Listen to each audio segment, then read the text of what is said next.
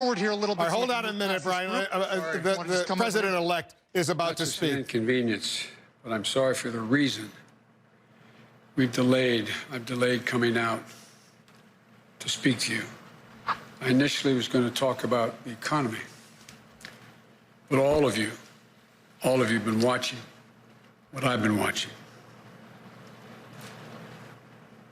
At this hour, our democracy is under an unprecedented assault, unlike anything we've seen in modern times. An assault on the citadel of liberty, the Capitol itself. An assault on the people's representatives and the Capitol Hill police, sworn to protect them, and the public servants who work at the heart of our republic. An assault on the rule of law like few times we've ever seen it. An assault on the most sacred of American undertakings, the doing of the people's business. Let me be very clear. The scenes of chaos at the Capitol do not reflect a true America, do not represent who we are. What we're seeing are a small number of extremists dedicated to lawlessness. This is not dissent. It's disorder. It's chaos. It borders on sedition. And it must end now.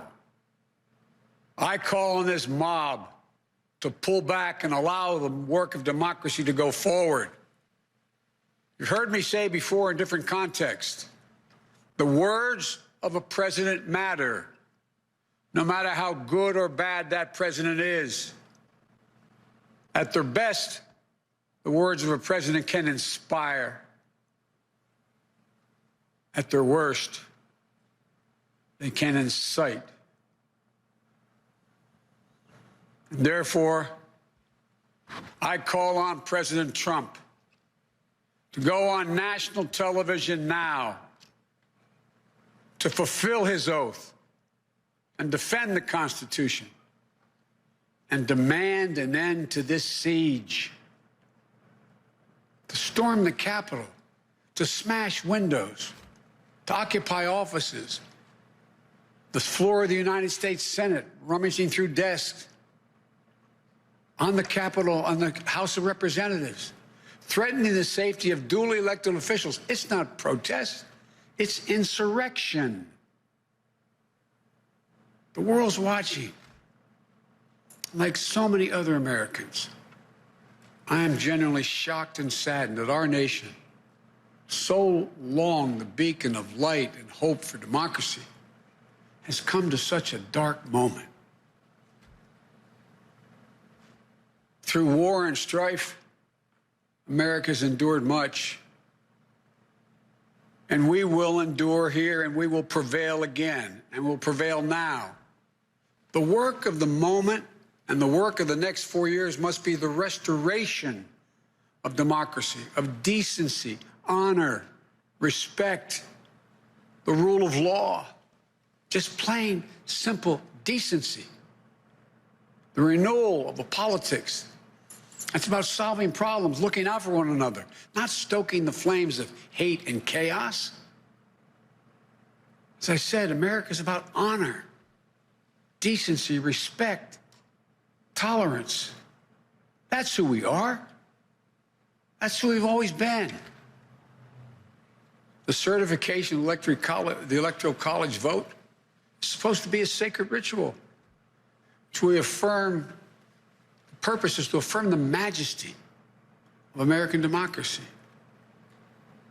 But today's reminder, a painful one, that democracy is fragile, and to preserve it requires people of goodwill, leaders with the courage to stand up, who are devoted not to the pursuit of power, or the personal interest pursuits of their own selfish interest at any cost, but of the common good. Think what our children watching television is thinking. Think what the rest of the world is looking at. For nearly 2.5 centuries, we, the people, in search of a more perfect union, have kept our eyes on that common good. America is so much better than what we've seen today. Watching the scenes from the Capitol, I was reminded, as I prepared other speeches in the past, I was reminded of the words of Abraham Lincoln in his annual message to Congress, whose work has today been interrupted by chaos. Here's what Lincoln said. He said, "We shall nobly save or merely lose the last best hope on earth." Went on to say, "The way is plain, peaceful, generous, just. A way which, if followed, the world will forever applaud and God must forever bless." The way is plain here, too. That's who we are. It's the way of democracy, of respect, of decency, of honor, and commitment as patriots to this nation. Notwithstanding what I saw today and we're seeing today, I remain optimistic about the incredible opportunities. There has never been anything we can't do when we do it together.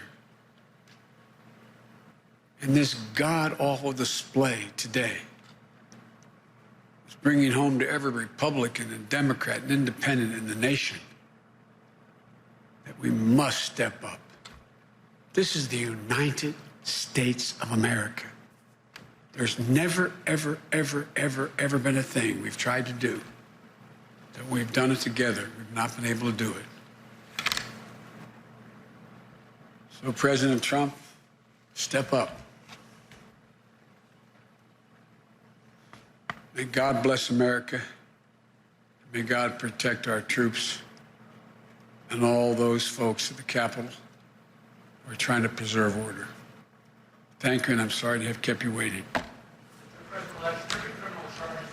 We've seen today. Are you concerned about President-elect Joe Biden in Wilmington, Delaware? He will become the 46th president of the United States in 2 weeks from today. He asked for President Trump to step up, to have a televised press conference to stop the violence being committed in his name for his conspiracy theory-fed cause that the election was somehow not fair. I do think, Abby, as you noted when Biden said that probably will make Trump even less likely to do it, even though, of course, it is the right thing. Yeah, I was all the way in. To do the right thing in this moment. And as our colleague Caitlin Collins has reported, the president is preoccupied with other things. He has not done what many of his aides want him to do, which is to be more forceful on this. And it's because he doesn't want to. The people who are in the Capitol right now are his supporters. They are doing this in his name. And if there's one thing that President Trump doesn't want to do, it is to condemn people who love him. And the nation is kind of in a catch-22 moment right now. President Trump could come out and say something, but I guarantee you it is not going to be the right thing.